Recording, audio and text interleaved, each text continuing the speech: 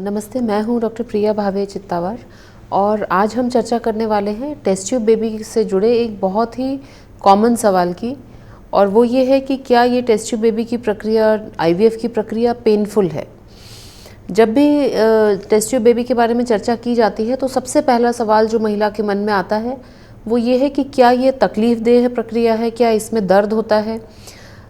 तो इसके बारे में आज हम चर्चा करेंगे इस वीडियो के माध्यम से।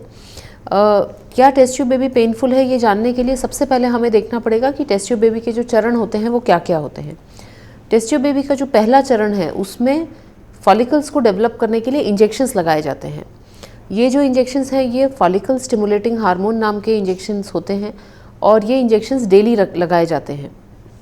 इन इंजेक्शंस को आजकल जो उन्नत फॉर्म है इंजेक्शंस का, जिसे recombinant follicle stimulating hormone injections कहते हैं, ये इंजेक्शंस बिल्कुल बहुत छोटे से पेन के द्वारा दिए जाते हैं और ये पेन के द्वारा पेशेंट खुद को इंजेक्ट कर सकते हैं और लगभग ये एक चींटी काटने से भी ज़्यादा कम इसमें दर्द का एहसास होता है और लगभग हम मान सकते हैं कि ये जो इंजेक्शंस हैं ये पेनलेस हैं। तो इस प्रकार जो पहला चरण होता है जिसमें फॉलिकल्स को डेवलप किया जाता है उसमें लगभग नहीं के बराबर दर्द होता है और बहुत आसानी से पेन के द्वारा जो है ये इंजेक्शंस लिए जा सकते हैं।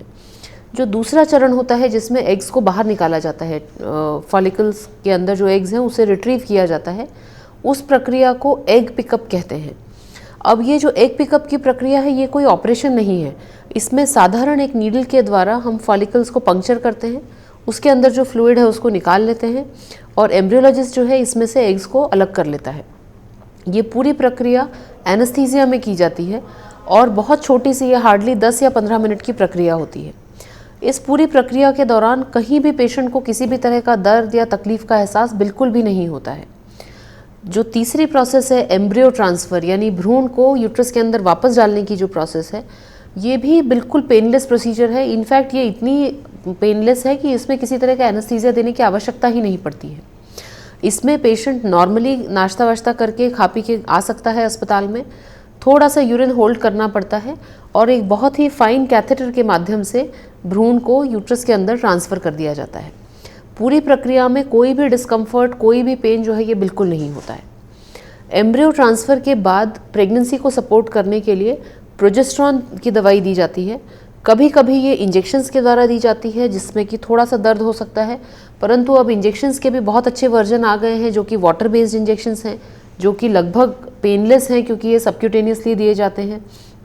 तो इस प्रकार चाहे वो पहला चरण हो फॉलिकल्स डेवलप करने का, या फिर एग रिट्रीवल की प्रक्रिया हो, या एम्ब्रियो ट्रांसफ़र की प्रक्रिया हो, और इवन एम्ब्रियो ट्रांसफ़र के बाद भी अब पूरी आईवीएफ की जो प्रक्रिया है वो पेनलेस हो चुकी है। बहुत ही छोटी ये प्रक्रिया होती है और इसमें कहीं भी पेशेंट को किसी भी तरह का डिस्कम्फर्ट जो है ये बिल्कुल नहीं होता है। यदि ये प्रक्रिया सफल हो गई तो आपके जीवन में बहुत सारी खुशियाँ आ जाती हैं, बहुत सारी जो आपकी इतनी लंबी प्रक्रिया से आप गुजरते हैं तो इसका एक बहुत ही सुखद अंत होता है। तो इसलिए मन में किसी भी तरह का डर या भय मत रखिए, ये पेनलेस प्रोसेस है और इसमें कहीं भी आपको किसी भी तरह की शारीरिक तकलीफ जो है ये बिल्कुल नहीं होती है। धन्यवाद।